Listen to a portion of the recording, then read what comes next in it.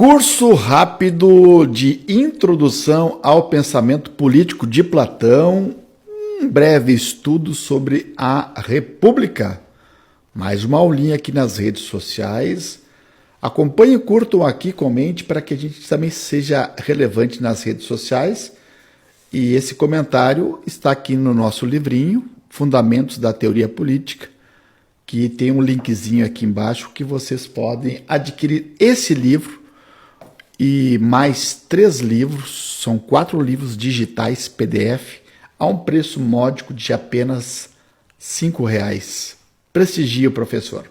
Muito bem, vamos em frente então. Nós falamos aí que a dimensão do Estado ser administrado por pessoas sábias, e a próxima ideia é que a República de Platão, esta obra, é antes de tudo uma obra de formação humana. Interessante essa ideia, né?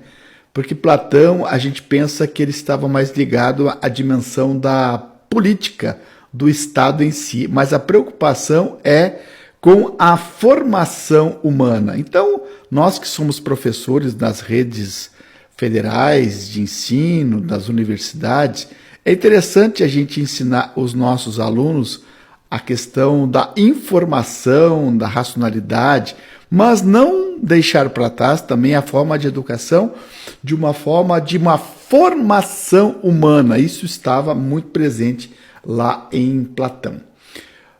Ele afirma: a filosofia é o homem que não se entrega à multiplicidade das impressões sensoriais. O que é isso, professor? Sensoriais vem dos sentidos. Quando eu não me entrego às impressões sensoriais do paladar, dos sentidos, dos gostos, nem se deixar arrastar durante a vida inteira pelo vai e vem das simples opiniões. Nós temos que diferenciar o que é uma simples opinião, que ele chama de doxa, mas orientar o nosso espírito para a unidade que existe até chegar a uma episteme. A episteme é a ciência propriamente dita. Então é interessante que na nossa realidade nós ficamos e nos contentamos muitas vezes apenas com opiniões. Aquilo que está no senso comum, aquilo que está no cotidiano, brotando da ideologia, da propaganda, das redes do WhatsApp. Nós temos que, de uma certa forma, verticalizar um pouquinho mais o conhecimento e chegar a fazer uma ciência propriamente dita. Então, não nos contentar com opiniões, não nos contentar com impressões sensoriais, mas aprofundar a racionalidade. A partir da experiência, da empiria, fazer dela uma ciência. Sempre tentando alcançar o ideal supremo de todo ser humano, da cultura, da sociabilidade, que ele chama de kalos agathos, que é o ser humano bom, belo, virtuoso, completo. E ele sai então em defesa da filosofia com a seguinte frase: quando vê os outros viverem no meio da impureza, sente-se satisfeito por se ver limpo da injustiça e poder viver a trabalhar no que é seu e deixar um dia este mundo, né, a morte, de sua carreira com uma consciência tranquila, contente e em paz. Olha que frase bonita, maravilhosa, porque quanto mais virtuosos nós somos na vida, melhor a gente vai enfrentar também o dilema da partida. É olhar para trás com a missão cumprida e dizer, quem sabe, muito obrigado, desculpe alguma coisa para o mundo, para a existência, né? Então, o filósofo, diz Platão, ele regressa com uma certa forma silenciosa modéstia, humildade, ao canto obscuro e humilde que o mundo real lhe designa. Então, há uma crítica da filosofia que muitas vezes a gente não pode ficar muito ligado à propaganda, à ideologia, às opiniões do dia a dia, né? Porque essas histórias se repetem. Nós temos que muitas vezes nos resguardar dessas opiniões mais triviais do dia a dia para que a gente possa fazer uma filosofia. Então, nós vamos ver no outro videozinho uma explicação que ele já trabalha aqui, a separação que Platão faz de dois mundos. O mundo sensível é esse mundo que a gente percebe, enxerga, sente, cheira, paladar. Esse é o mundo sensível, que muitas vezes pode nos enganar, não é a realidade 100% certa, verídica. Ele parte sempre do mundo inteligível, ao mundo das ideias que estão formadas na mente humana. Essas sim são perfeitas. Essas sim são ideais.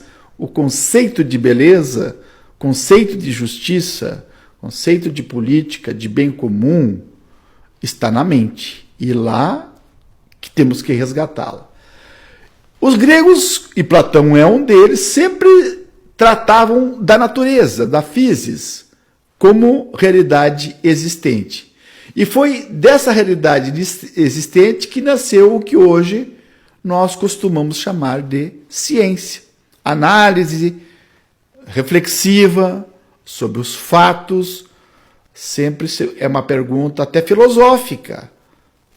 O porquê, o para quê, e a ciência é a instrumentalidade, é a prática que você absorve dessa manipulação da matéria, que é feita através de hipóteses, de pesquisa, de análise minuciosa, até chegar a um conhecimento universal. Onde brota isso, professor?